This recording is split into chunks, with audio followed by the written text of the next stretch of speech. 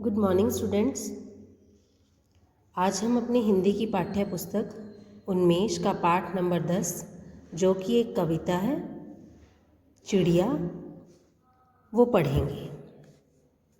बच्चों, इस कविता के कवि आरसी प्रसाद सिंह जी हैं।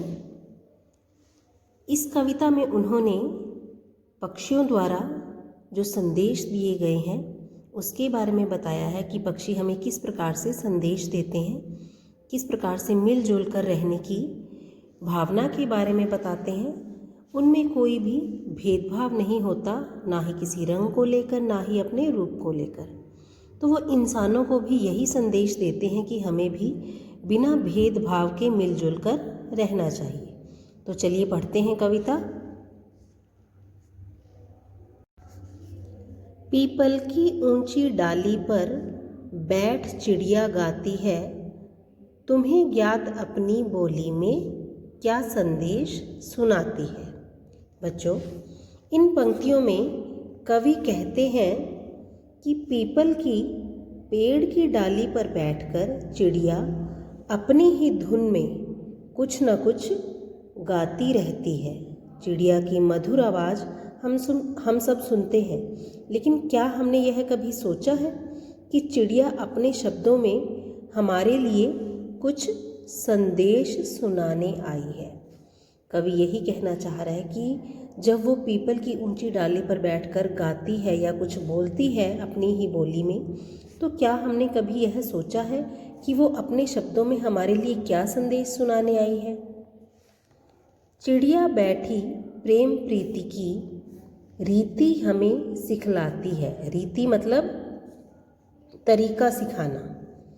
वह जग के बंधी मानव को मुक्ति मंत्र बतलाती है।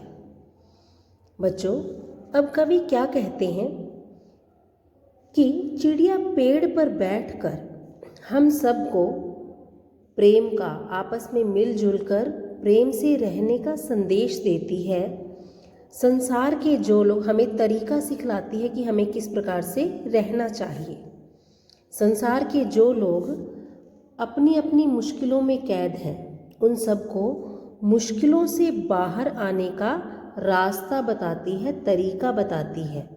बंदी यानी कि जो कैद है, अपनी ही मुश्किलों में कैद है। सबकी अपनी अपनी मुश्किलें होती हैं, तकलीफ़ें होती हैं। तो कहते हैं कि चिड़िया हमें ये बताती है कि हमें उनसे बाहर कैसे आना है। मुक्ति मंत्र यानी तरीका बताना, आज़ादी का मंत्र बताना, वो उन्हें उत्साहित करती है कि वे अपनी परेशानियों से बाहर निकलें।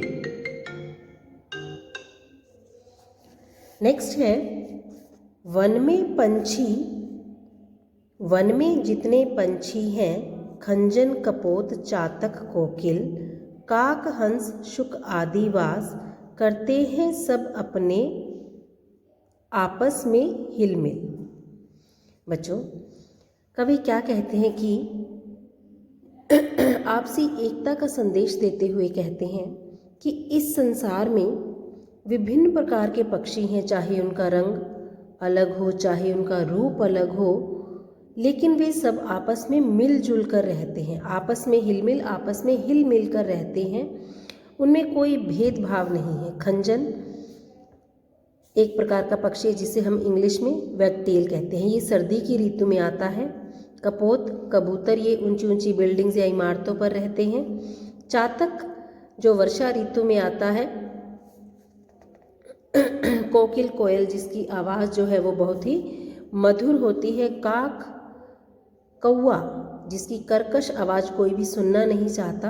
हंस स्वैन कहते हैं जिसे हम अंग्रेज़ी में, ये बहुत ही सुंदर होता है, सफ़ेद होता है। शुक तोता, हरे रंग का तोता जो बोलता भी है। आदिवास, ये अलग अलग पक्षी हैं जो हमारे पर्यावरण में वास करते हैं, लेकिन ये मिलजुल कर रहते हैं। सब मिलजुल कर रहते हैं, वे सब मिलजुल कर खाते हैं, ये मिलजुल कर खाते हैं, मिलजुल कर ही रहते हैं। आसमान ही अपना घर है, जहाँ चाहते जाते हैं। कवि कहता है कि जो पूरा आसमान है उनका घर है, इनका जहाँ मन करता है ये वहीं जाते हैं, रहते जहाँ वहीं वे अपनी दुनिया एक बनाते हैं। कवि कहते हैं कि जहाँ रहते हैं, कहाँ रहते हैं, आसमान में रहते हैं, ये वहीं अपनी एक दुनिया बना लेते हैं। इनको किसी से कोई भी मतलब नहीं है, किसी से कोई भी वास्ता नहीं है, ये अपनी ही धुन में मस्त रहते हैं। दिन भर करते काम रात में पेड़ों पर सो जाते हैं। कवि कहते हैं कि दिन भर काम करते हैं। क्या काम करते हैं? इधर से उधर जाना, दाना पानी चुग्गा करना। रात में पेड़ों पर सो जाते हैं। दिन भर घूमने फिरने के बाद, अपना दाना चुग्गा इकट्ठा करने के बाद वो वापस अपने पेड़ों पर आ जाते हैं और आराम से सो जाते हैं।